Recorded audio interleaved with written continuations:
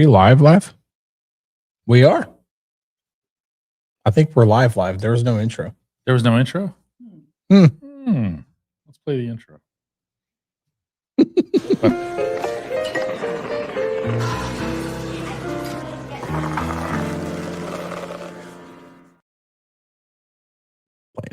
Hi, guys.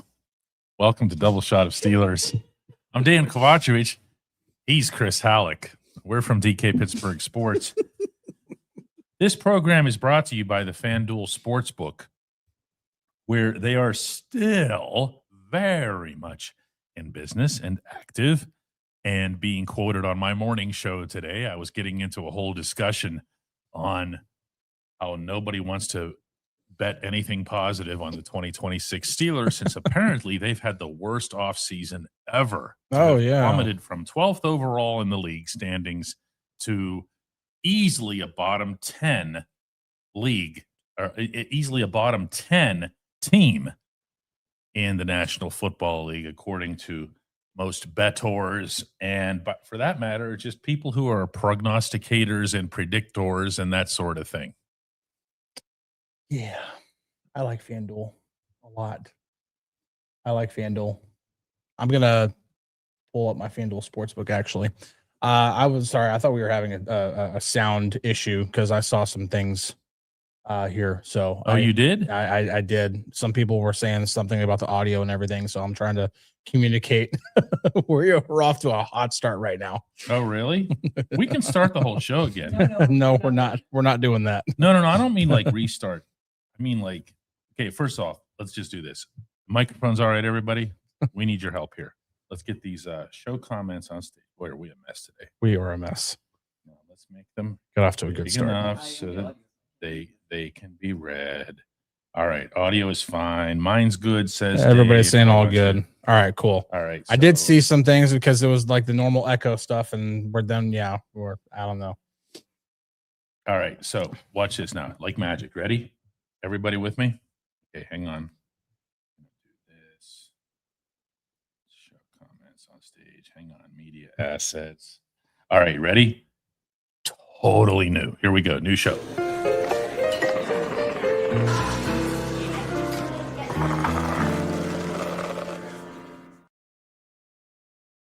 Hi, guys. Welcome to Double Shot of Steelers. I'm Dejan Kovacevic, and he's Chris Halleck. We're from DK Pittsburgh Sports. This program is brought to you by our friends at the FanDuel Sportsbook, where they are very much not just active, but aggressively in business with all kinds of neat ideas for your wagering purposes, not least of which is getting a head start on the 2026 NFL season. Also Olympic stuff. Oh, yeah. You got Olympics. You have next season, 2026. You can bet on the Super Bowl 61 winner. 61. That's the number? That's the well, we just had Super Bowl 60. So the next number after that is 61. So. You learn something every day here. It's pretty crazy. You can bet on who's going to win the AFC championship, the NFC championship. You can bet on who's going to win MVP next season. Or Sweden versus Latvia tomorrow. You can bet on that. You can bet on all of the Olympics and yeah, not just the Olympics, any sport, really. Any sport. FanDuel's got it. Guys, your Pittsburgh Steelers are ready to take some massive plummet when it comes to performance, general performance. They're going to be bad. They're going to be a terrible team. So says absolutely everybody. I'm not sure why that's the case. I'm not about to forecast glory for them. No. If you come back with Aaron Rodgers, I'm not about to even suggest that there will be a step forward of any kind. I don't know how you make a step forward without a step forward at your most important position. But this idea that they're going to stink, that they're going to be quite literally below the Ravens and the Bengals in the division, that they're going to be miles out of the playoffs, not just out, bottom 10. Yeah. I'm not sure that I get that. What's that even coming from? I don't get it either. And maybe it's the change at head coach, but even then, this time of year, Even with Mike Tomlin as the head coach, no matter how many times he went 9-8 or 10-7, which, by the way, I think he only went 9-8 twice. So that entire thing, as long as he goes 9-8, I think it happened like twice. But as long as Mike Tomlin was the coach, no matter how many times they had a winning season and made the playoffs, this is going to be the first year that Mike Tomlin has a losing record. Well, it never happened. And so maybe that one comes up. That's everybody's hot take without anything to support it year after year after year. This is the year. This is the. Yep. What do they teach you about betting against streaks? Yeah. So maybe it's the change of head coach. Maybe it's the uncertainty or the certainty that Aaron Rodgers might return, and you kind of know what you're getting at that point. I still think there's a high floor for the team. I don't see this team being horrible. I don't see the team being horrible. It's got to be a situation where, like, Aaron Rodgers comes back, he falls off a cliff, like the arm goes or something like that happens, or he gets injured, and then Will Howard takes over as the starter, and he's not ready. And then that just makes everything terrible. Something along those lines. That's what I think would make the team bad. Uncontrollables that pop into every team's equation, right? And that's why it's funny that right now, if you go to your FanDuel Sportsbook and were to look at where the Steelers' odds are, they have the 25th best odds to win the Super Bowl. Yeah, and I'm like, they're terrible. They're going to be terrible. I don't get that. To these people, and I'm not sure how you fall from 12th overall in the league, 4th. Legitimately, because that's the way the rules work in your conference. First, obviously, in your division. Yeah. One of only 14 teams out of 32 to make the playoffs, but now you're a catastrophe. The reason that none of these things are relevant this far in advance, the main reason is that you have not one, but two massive phases of team building in which you can still get a lot of stuff right, and of course, still get a lot of stuff wrong. And the Steelers have done a little bit of both, I'd say, in Omar Khan's first couple of years as GM. They've done more right, I think, than wrong. I would agree with that. On both phases, free agency and the NFL draft. I understand the Broderick Jones pick doesn't look good, but the rest of that class looks pretty darn good. That is accurate. And I understand that Derek Harmon looks like just based on that when he's in, when he's out stat alone is pretty remarkable. The free agency comes first, obviously. Free agency is just 3 weeks away. March 9th. March 9th. Yep. And that's like the unofficial start to free agency. That's when teams, the popular term for it, even though it makes no sense, is the legal tampering period. It's when, talk about an oxymoron. I know. It's whenever teams can start officially having thought of I know. Better I know. Well, I don't legal tampering. I don't know how that title. See that bank? Well, I got a truck blocking us now. There's a bank, a PNC Bank across the street. If I go over there and they say, well, this is the legal robbery period. So you could just take all the money that you want. Yeah. No, it's funny that it's called that, but that's when not just teams can start talking with agents about their players, but you can agree to terms. Yeah. So that Monday, March 9th, you will see contracts become agreed to, but can't be signed officially until Wednesday. So here's an exercise that I want to engage in today.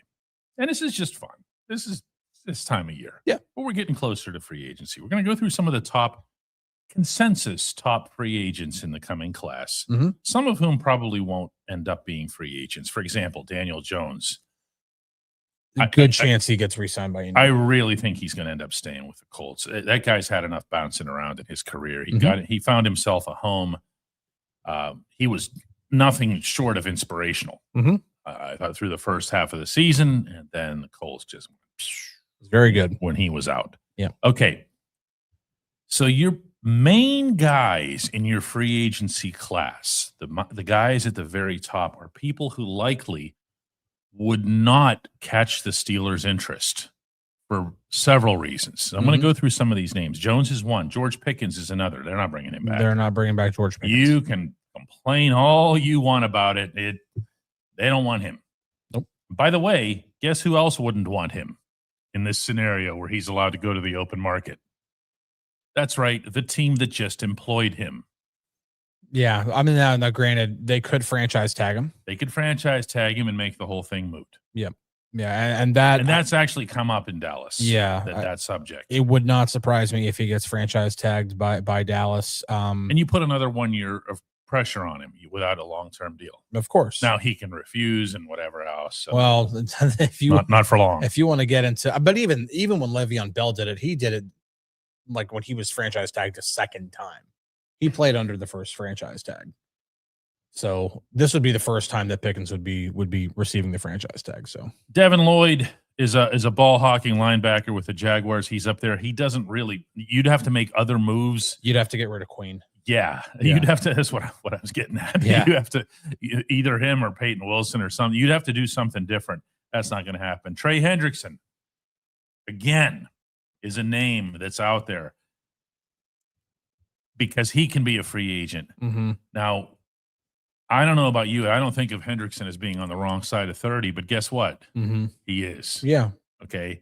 And the Steelers have edge rushers. They have more than they can deal with. So here again, keep going here. Tyler Linderbaum, center for the Ravens. Nope. No need for a center. Kenneth Walker, running back from the Seahawks. Somebody else is going to pay that. They will. Mm-hmm. It might be Seattle, but it won't be Pittsburgh. Next is Odafe Owe from the Chargers, edge rusher. Mm-hmm. Nope. And then finally, I'm going up this list here. This is the number 8 ranked. According to who? This is just whatever. I found some consensus thing here. Because it doesn't matter. You're going to love the name that's at number 8 for PFF. Oh, no. Okay, Devin Bush isn't coming back either, guys. I'm looking right at this. He had a great year with Cleveland. He really did. I don't want him back either. And actually, I'm sure Devin wouldn't want to come back either. Probably not. But even though Mike Tomlin's not here, and even though those, yeah. Mm-hmm. But who do you got at number 8 there? I have your guy. I have Alec Pierce. He's an interesting guy. He's a wide receiver for Indianapolis, who is the definition of a big play receiver. He's 25 years old. He's a deep threat guy. He led the NFL in yards per catch in each of the past 2 seasons. Mm-hmm. So it's not some kind of fluke. And he topped his 1,000 yards on, I don't have the numbers here right in front of me. 47 catches. Is it 47? That's crazy, man. Yeah. Mm-hmm. So you have yourself a legit deep threat field flipper, field stretcher, somebody who's a complement to DK Metcalf. Alec, when I'm done, truck is still blocking the bank. When we go over there and we engage in our legal robbery of PNC Bank, we are going to have enough money to pay you, my brother. We're going to pay you. It says here you're likely to command $20 million a year as an underappreciated. Would you pay that for him? Well, it's not your money, so it's easy to say. It's not my money. It's easy to say. But I'll go with PFF's projected contract here. They have $24 million a year. Okay. And that over 4 years. Over 4 years. Now you have 2 wide receivers you're paying, which is okay. They don't spend any money on offense. No, it's okay. No, that they need to, and this is what you would need to do. If you're going to add a wide receiver, like that's going to be a legitimate WR2. Yes.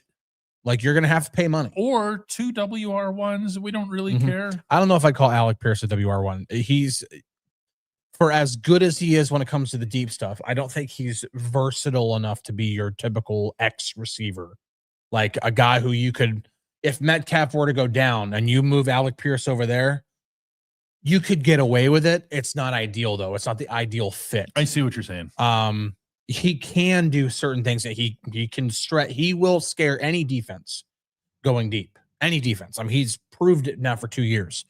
But again, the one thing I want to remind everybody going into this free agency field or this time of free agency is don't just look at AAV.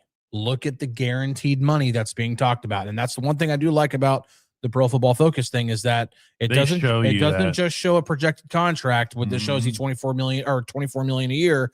They also are projecting that of that $96 million total for that contract, only $45 million guaranteed. Now, that's not way out of whack because DK Metcalf's contract that he got, the 5 years, $150 million, I think like $90 million was not guaranteed. Right. A lot of the money is not guaranteed. So if you can go into a 4-year contract and pretty much be done paying all guaranteed salary by the end of year 2, I like that. You mitigate your risk too deeper Absolutely. into the contract. That's one of the main points there when you have a situation like that. Mm-hmm.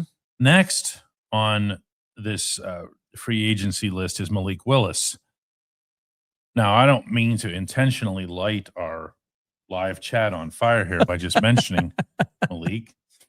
Unfortunately, I feel there's a lot of people who were stuck with their view of Malik going back to when he was the option B behind Kenny Pickett in the 2022 draft. Players can get better. Players can get coached up. Players can evolve, particularly at that position. I mean, we see some striking examples of this around the league. Sam Darnold's the one that obviously pops to mind, but he sure isn't alone. That version of Willis that we saw, and I know, small sample, blah, blah, blah, Baltimore can't. Okay, I don't care. It's a small sample, but there was enough there. There was a lot to watch there. Was he hot? Sure. Could he do that every game? No, nobody can. But there was a lot there. And the fact that he did it the previous week against the Bears, I don't think anybody would say, oh, yeah, the Bears stink. In Chicago. In Chicago. In a total must-everything environment. He played well. Then you factor in with Willis, as you do with any backup, to someone who is really entrenched, and it's fair to describe Jordan Love as being entrenched in Green Bay. You have to understand this offense was not made for them. Now, are there similarities between Love and Willis?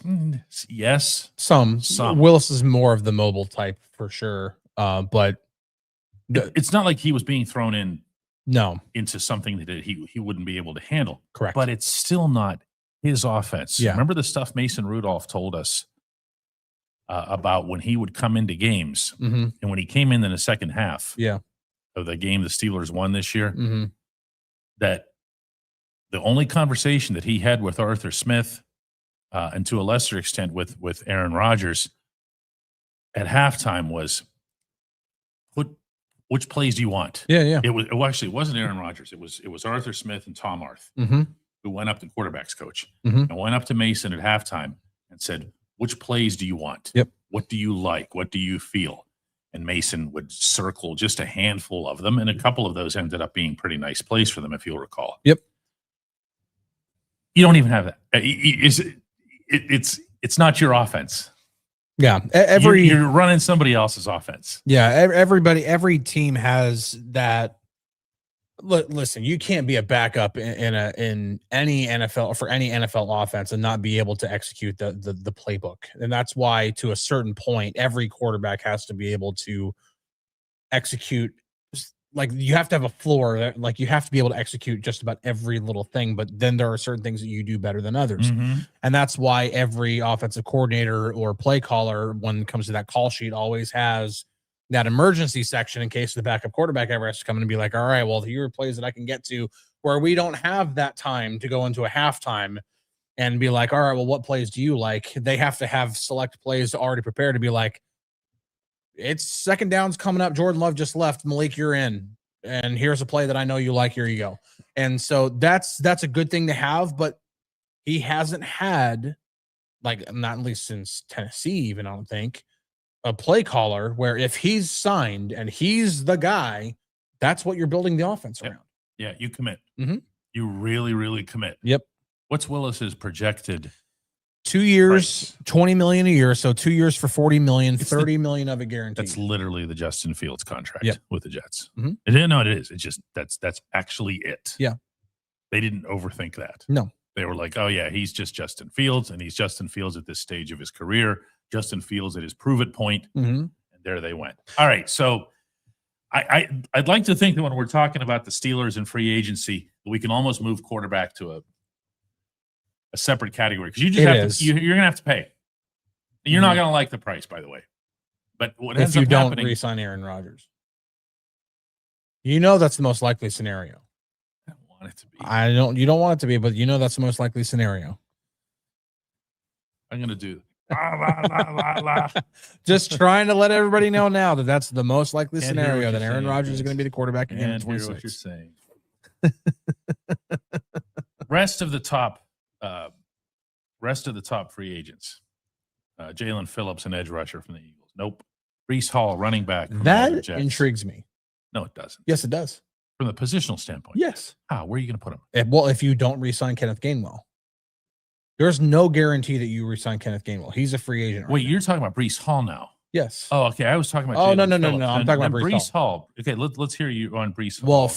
Well, this is also I'm operating. I would sign Kenneth Gainwell. I would try to re-sign Kenneth Gainwell for sure, but if so young, if you can't re-sign Kenneth Gainwell for whatever reason, and I don't know, maybe when you have the conversations, the mojo's not working the same with Mike McCarthy as it did with Mike Tomlin. I don't know. Breece Hall, first off, you talk about a guy who can catch passes out of the backfield. Oh, yeah, he's that. Oh, my gosh. I'll tell you something else about Breece Hall. Mm-hmm. He has one very big fan in Aaron Rodgers. Yes, that was the other part of that I was going to allude to, because Aaron loves him. Aaron loves Breece Hall, and Breece Hall loves Aaron, by the way. If you looked at Breece Hall's Twitter account, like during this past season, almost anytime Aaron would do something good, he's tweeting about it. Yep. So there's a mutual love there. Continuing on, Nashawn Wright, the corner for the Bears. I have a right outside corner, and I'm not willing to hear arguments to the counter. I want James Pierre to get his chance. I would agree with that. Yeah, it's been long enough, and what he did, what he's gone through in terms of being buried and forgotten and cut and everything else, for him to go out and play like that. All right, Kobe Bryant, which sounds great, but it's COBY. He is a safety from Seattle. He's 26, and he's a ball hawk type, 7 picks over the last 2 years. They're not going to be able to keep everybody there with the Seahawks. Super Bowl champions never are. Would you give him $10 million a year? It would depend on what my need is and how I end up handling. Obviously, how you end up handling Jalen Ramsey. Does he fit at that type of safety? Are you bringing in too many of the same type? If you bring in another Deshaun Elliott, you're not bringing in another Deshaun Elliott. You're not bringing in another box safety. If you're going to bring, if you're bringing in a safety right now, it's going to be a free safety. Your typical center field deep safety, somebody who can, especially if the Steelers are going to operate more out of single high looks, cover 1, cover 3. If you're going to do more of that stuff, then you need to have a good free safety. You have to. Rashid Shaheed, also from the Seahawks. He's interesting. He is. Steelers made an offer at the deadline. He's a return guy in addition to being a pretty nice actual wide receiver. He's got different things that he can bring you. If you don't keep Calvin Austin, and I don't know that Cal was a great return guy. Cal was brave. But Cal didn't really bust much of anything. And it's just, if Cal's not around anymore, I'll just be so glad not to have to watch him and just fear for his life. I know what you mean. Every time. I'm not saying anything here that I haven't said directly to him. No, it's true. It's true. I've actually witnessed that. Yes. I've actually witnessed where that. I just walk up to him and I just cross myself. You just sprinkle some holy water on him. Cal, what are you doing, man? Can you just once raise your hand? Just once. Yeah. Just to amuse the rest of us. Listen, okay, when it comes to Rashid, what do you think of him? Is he somebody who can come in and be a versatile type? In other words, oh my gosh, yes. Okay. I'm all for. This is where the money's going, people. I'm all for Rashid Shaheed. When you look at the receivers that are more available, so than Alec Pierce. Yeah. No, I'm not saying either way right now. I'm very interested in Rashid Shaheed, especially Now you won't know this in free agency because the draft isn't for another however long, another month and a half later. But if you can also get yourself like a dog receiver in the draft, DAWG, like if you can get that guy, I really, really like Rashid Shaheed a lot. The Steelers liked Rashid Shaheed. They made the same. I reported this at the time in a Friday Insider on our app. They made the same offer to the was it the Raiders? No, the Saints. That they offered the same thing to the Saints, same package to the Saints that the Seahawks did. He chose or preferred Seattle because he played under Clint Kubiak, and so he wanted that reunion there. And so it worked out. The Saints, and it worked out. And so the Saints acquiesced and gave him the especially since they had the same offer from two different teams. They were like, all right, well, yeah, go there. So Steelers were interested. Now, Rasheed Walker is next on the list here. He's an offensive tackle for Green Bay. I can open up a whole can of worms here by just talking about offensive line. I'm tired of spending money on the offensive line. I'm tired of going to the outside for the offensive line. I'm okay with Spencer Anderson at guard. I understand you would still need some depth there. You need something. I'm not bringing Isaac Seumalo back. I understand, I don't do this very often, but some of the analytics on Isaac tend to be really, really glowing, and it does not match what I'm seeing with my own eyes. And I understand that can be dangerous because only the analytics are correct. And what you see with your own eyes can deceive you. And I understand. I mean, I respect what it is that's happening there, and I respect intensive film study. But I look at Isaac and I go, yeah, let's see what else. Let's see what else is there. Spence is part of that group. He's part of the fabric of that group. He's also part of that 2023 class we were talking about too. 7th round pick. Yeah. If Spence can carve himself out a nice career, have himself an off season in which he puts himself into the body frame, and guard's a little bit different. Spence currently keeps himself available, although he doesn't like to admit it, available for all 5 positions. That was a tease. If you're watching this, Spence, I know that every time I ask him about tackle versus guard, he comes back with, "Why are you always asking me that?" Because he wants to be just one thing. Well, let him be the one thing. Let him have 6 months, to come in and show everybody, hey, I can be this. I can be the left guard here. I can solidify us between Dylan Cook and Zach Frazier, and really have that part of the line be something. Now, I have a question for you. Yeah. When it comes to the offensive line, you talked about you need to get depth. You need to, or at least you need to deepen the room, whether that's you bring in a starter or you bring in a veteran to be a backup, whatever it is. The Dolphins just cut James Daniels today. JD's tough. It's a tough situation though, because JD's been banged up. And you don't have to bring him in to be a starter. Yeah, and JD's a right guard. That would be. Now, Mason McCormick played left guard. I understand that. Do you want to move Mason at this point? I don't know. I don't know either. I don't know. Mason's starting to put together something here. Plus, that's not to suggest that those guys are all gold. We watched the Houston game too. But it's not an easy call. JD, a great guy, great mentor type, leader type, really, as Isaac has been. And it would be a different blocking scheme, by the way, too. So you're not that's going to be a factor in this. Yes. I wouldn't underestimate that. Let's keep moving here. Jawan Jennings is there. He interests me too. Jennings a lot. Is,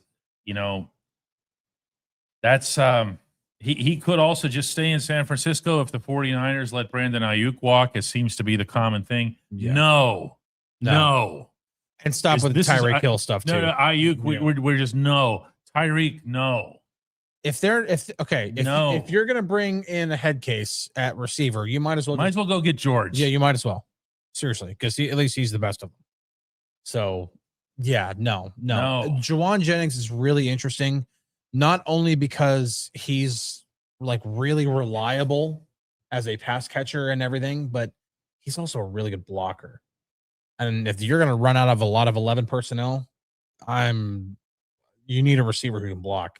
We're going to round out a list of 20 here by bringing up Kyle Pitts, tight end from the Falcons. You got to get rid of a tight end first, which is something that definitely would have interested Arthur if he was still here. Just get all the tight ends. Arthur is not here. Like Thanos collecting power. You already have a tight end that you're not utilizing, and then you have another tight end who's an elite blocking tight end who's still capable of more. Referring, of course, to both Pat Freiermuth and Darnell Washington. And you have a third tight end who's capable of a lot of different things. Can we please get past doubting whether or not Connor Hayward is a contributing member? Well, Connor Hayward's a free agent of society. I'm bringing Connor Hayward back. Okay. You're not? I'm not saying you're not, but you have to compete with other teams to do it. He's a free agent. I understand that. There's a lot of stuff that he can do. Yeah. Travis Etienne, the running back from the Jaguars. I don't want to hear about running backs anymore either. Just bring Kenny back and bring along Caleb Johnson. Do what you got to do. I'm not ready to give up on Caleb. For what? Oh, I'm not either. Why would you give up on him? I'm not. Yeah. Actually, you know what? As I'm cheating my way up a little bit higher up this list here outside the 20, there is one name that I do want to bring up. Chris has brought him up quite a bit and should, and that's Romeo Doubs. This is a player in whom the Steelers had active interest a year ago, and they should. He is a really good football player. The Packers happen to be blessed at that position, unlike the local franchise. There is something to be said for going after someone like this and bringing them in. Dobbs can do a lot of different things for you. He is a volume guy. He can also catch it downfield. He can get you first downs. Just a good football player. He's only 25 years old. Yeah, he's a good football player. If you do bring back Aaron Rodgers, they did play together for a year in Green Bay, so there is something to of note there. Having a previous rapport. I think if you go into the season and your top three receivers are DK Metcalf, Romeo Doubs, and first round pick, I feel a lot better about first and second round. Well, I'm just saying, like if you're just your top three or those three, I'm not being serious. I feel a lot better. I feel a lot better about the receiver position. You probably still need to make sure even your fourth receiver is a pretty good guy, somebody who probably would be a really good number 3 on another team, something like that. I want wide receiver to be a strength, to not just be something where you're like, okay, it's adequate. This is good enough for 2026. I want to see it be a strength. I want to see that, like, the Seahawks didn't just have JSN.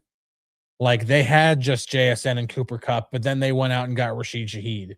Like, they made it better. They made it a strength. That matters. That this position, especially with Mike McCarthy, this needs to be a position of strength, and it's not right now. It's not. It hasn't been for multiple seasons. Let's head on over to our people in the live chat who are making contributions here and put their questions up on the big screen. We're going to start off with Patty McCarthy. She says, I'm not sure if you talked about it, but what did you make of the Joey Porter and Big Ben drama? Also, please share your favorite Dale Lawley story. Love the show. Always mention. I always appreciate anybody bringing up Dale for any reason. Here, you go ahead first with Joey and Ben. The Joey and Ben stuff. I mean, I don't get. I mean, I'm a reporter. I don't buy into the stuff. Now, I will say, whenever I read what Joey said, I'm like, whoa, that was news. He threw. Yeah, it's one of those things where I'm like, well, I got to put this up in the feed because people are going to want to talk about it. But I'm like, I don't. I think a lot of those guys probably do a little bit too much talking. Ben does. He does his own podcast. Joey talks a lot, but Joey's nothing but talk, like whether he's playing or not. I think some of these guys just need to calm down a little bit, but that's just me. And then when it comes to Dale, man, I don't even know if I have just one. No, when I think of more than anything here, because that's still a sensitive subject. It is. But ask us on some other day, Patty. That's the best answer I can give right now. I can give one. Go ahead. Okay, I can give one. I remember it was shortly after I started, and here, started, and I'm talking about like back in like 2022. Okay, so like that when I really first started here. And he was cordial, and a couple of Slack DMs and everything like that. But then there was a time where he asked me if I was interested, if I ever golfed, and I said yeah, and he's like, well, do you want to go golfing? I said sure, yeah, absolutely. And it was the first time we were on the golf course together, and I can honestly say that day on the golf course was the same as every other time I played golf with him. He wanted to beat your. I actually won more often than but no, Dale, we traded, but no, I'm saying like how personable he was, how I got one for you, Patty, since he's reminding me of this. It is not easy to get on his good side as a reporter. It is not. So Chris pulled off it takes a lot to earn his respect. From the journalism standpoint, and Chris was able to do that like this, and not everybody has over the course of as long as I've known him here. Let's go to Jeff Bruder, who also comes in with $5 and says, if they brought in Kyle Pitts, might actually lose his mind. I honestly, until we start, and this is what I'm looking forward to, Jeff, more than anything else with the combine, is that you're going to finally start hearing concepts and ideas attached to all these names that have been added. Mm-hmm.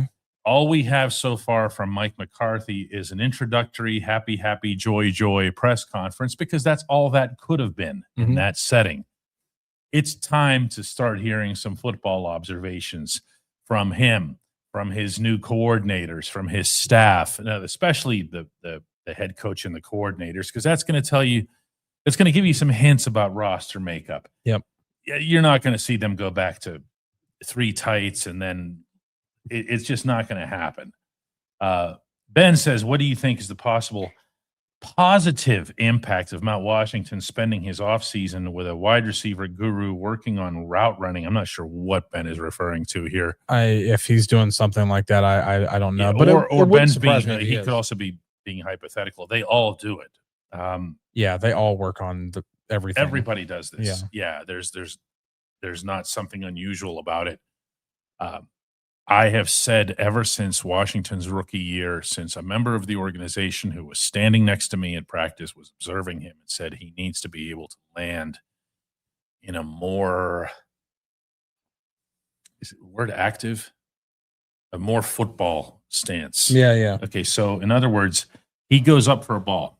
He's Mount Washington. Chances are pretty good he's going to be facing the quarterback as he does that, right? You can picture this? Do I remind you of Mount Washington? Okay. He catches the football. When he comes down, what he'd been doing when he first got here was he would come down, he would plant both feet, and then begin making the football move. Right. What this individual told me they wanted to see from him was that he could have his body be more active in the process of coming down.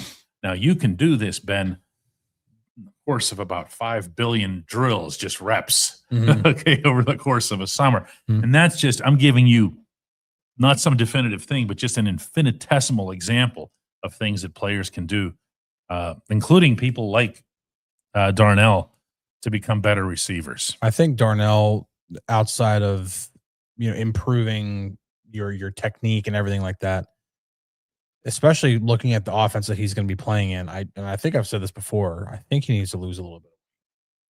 And that's not a criticism. It's not a criticism. You have to understand, when they're telling you, and you have in your social media bio that you're the sixth man, and they're telling you that when you get to Dublin, hey, we need you to just stay put on the O-line because we're getting killed. You have a role. You have a role, and you're going to fulfill that role. Darnell knew what he was doing. It Mhm. wasn't because he went wild and just, Mhm. consumed cheeseburgers night and day. Yeah, no, I think if he turns some of the extra stuff that he's carrying into a little bit more muscle mass, becomes a little bit more, a little more sleek, he'll be a little bit doing that kind of stuff that you're talking about will be a lot easier. It'll be a lot more nimble. You're not carrying around as much weight. Yeah, no, he needs to lose a little bit when it comes to that. If that is the goal for him. And again, I don't think Mike McCarthy is going to be, Sean McVay from 2 years ago, where it's just operating out of 11 personnel at 91% of the time, which is 3 receiver sets. I'm not saying that whatsoever, but I also don't think you're going to be seeing the same jumbo 2 tight ends, 3 tight ends, all the kind of. I'm not saying that We can wish for that anyway. We can wish that they don't have to go to 6. it wouldn't surprise Six-man me if they had formations. something, but yeah, You can also just utilize your tight ends to chip as opposed to keeping them in to block. correct. And also Darnell's really dangerous out in space, giving the ball in space. That's what all the DBs say. Well, that's what I'm saying. Like, okay. Last year he was 311 pounds, according to what he said. He was 311 Eventually, pounds. what he said. Yeah, eventually. Yeah, Remember I tried in Jacksonville? I know you tried. and trust me, there and I can say this now because it's after he had already. I had multiple players tell me, like tell me straight up, that dude is over 3 bills, easily over 3 bills. Like, I've seen it with my own eyes. It's not a guess. But if that guy's running at you and he's 295 instead of 311, do you think that the DBs are, he's under 300? I'm good now. No, I can go tackle him. No, that's still going to be a guy you're like, I don't want to tackle He's so him. absurd. Guys, we appreciate having you with us today. We appreciate having you with us every day that you come by. Don't forget, we also do double shots of Pirates and Penguins that precede this. And we also have the morning shows, the Daily Shot podcast. Those are just me, and they're just audio. They're the origin of this whole thing. And then we decided after that, let's do double shots and double the number of people here. And then along came Chris. Guys, we'll see you tomorrow.